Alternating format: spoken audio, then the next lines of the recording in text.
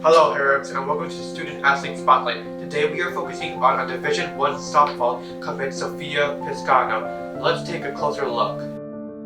Hi, I'm Sophia Piscano. I'm a student here at Herricks High School. I play varsity softball, and here's my story. So how did you get into softball? When I was younger, my dad's a big baseball fan, so he was really the person who influenced me into softball. I started at around 5 years old maybe, and he was really into me playing t-ball, Herricks Little League, so yeah. Who is somebody who inspires you? Definitely my older brother Jonathan. He started off rough in college due to family issues, so he was behind everyone else in his class, and he ended up dropping out at Rutgers University, and he didn't know what he wanted to do. So like I said, he started pretty late, and he decided a few years after he dropped out that he wanted to become a PT. And he worked really, really hard to get where he is, and he's actually graduating PT school when we graduate, so we're going to celebrate together, which is pretty cool.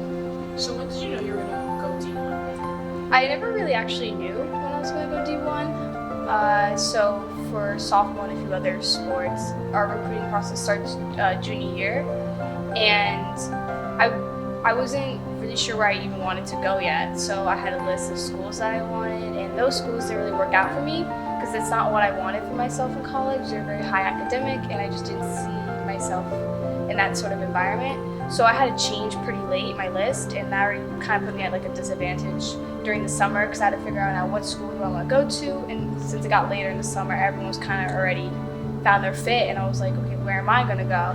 And so I finally found my school. They actually came to watch me play, and then I went on camp, went on a visit, and then I committed there. So I actually really never even knew I was going to go D1. Kind of sort of happened. So what makes you stand out from the rest of your competitors?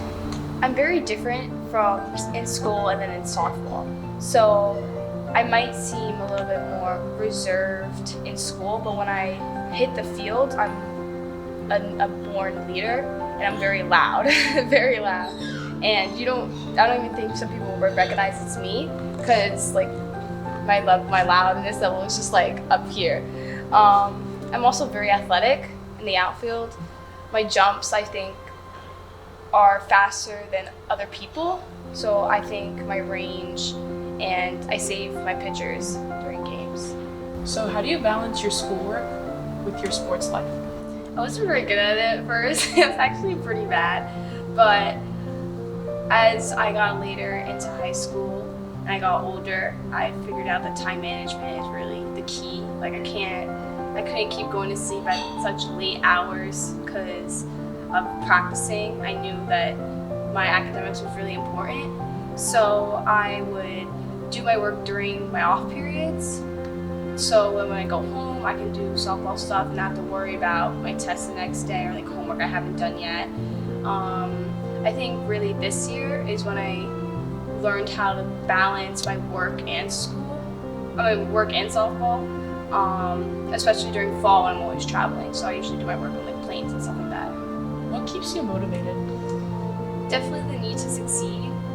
My coaches are really kind of packed into us.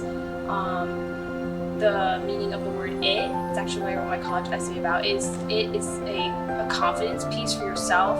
It's saying that you're gonna beat out anyone else that comes across you. You're gonna have confidence in yourself, and you're gonna know that no one has worked harder than you. So I guess for me, my motivation is I'm gonna make sure when I get to college, I'm gonna start as a freshman, and that I'm not changing that goal at all. That's what I'm gonna do, and I'm set on doing that. So I think that's what motivates me the most. What is your life motto? Definitely to enjoy the little things, because we're almost done with high school, and I can't believe how fast it's gone by, and I felt like I didn't enjoy it as much as I would have liked to since of all the pressure of sports, and I think that's something I regret the most. So definitely going into college, I'm gonna love the little things a little more and kind of just go with the flow instead of overthinking little situations that just don't matter. Can you elaborate on what you were talking about earlier with the it as your life motto? Yeah, so it's something that I didn't really understand myself at first until I experienced it for myself, and I found out what that means. It is an energy that you have within yourself. It could be different for other people, but like I said, it's an energy knowing that you're gonna get the job done, whatever that may be, softball field, schoolwork, your job. You know that you've worked more than anyone else, and when you are put in a position where you have to get it done, you're gonna get it done. There's no doubt in your mind that you're not gonna get it done, or you're gonna fail, you're gonna mess up. You just don't focus on that. You know that you're gonna get it done. It's like what I like to say, it's a championship mindset. So when I go into games, like, I'm in it to win. I know I'm gonna win, and no one's gonna take that away from me. A goal I had for myself using it was walking into school with like the most swag possible so people can feel my confident energy. And I think I've gotten better at that, but it's something I still need to work on. What else are you passionate about? There's a lot of things. It's really not just sports.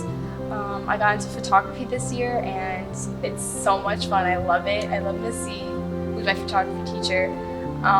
She's just the best. Photography is so much fun. I also am really into music. I play an instrument, and I'm in the symphony band. And I just like listening to music in general. It's just something that's so relaxing to me. How would you describe your relationship with your siblings? So my brother Jonathan, he's my second oldest brother. I have an older sister, Crystal, who's like 38 now. I don't really know. At this point, I stopped counting. My older brother James, who's 33, and then there's Jonathan. Jonathan is just someone I can relate to a lot. He's basically the other half of myself. We talk every day. We play video games together. Really, a lot of the things I like is influenced by him because he basically raised me at this point. He's so funny. He always makes me laugh, but he also teaches me like the hard lessons I have to learn in life about like how to just not, like I said, worry about the little things, because I'm a big overthinker, especially during high school. So he really taught me just to let things go and just not to be so stubborn. What are some of your hobbies? So, like I said, I play an instrument. I play the flute, and I'm in the symphony band. I started in 3rd grade when, everyone in elementary school had to pick which instrument they want. I'm like, this instrument looks really pretty, and it sounds really nice. Let me just pick the flute and see how this goes. I thought I was going to be the different kid who picks a band instrument instead of a string instrument, but actually, no, I was wrong. Everyone picked the flute, but that's okay. I learned to love it, and I don't really practice as much as I should, but I really just go to it as a stress reliever.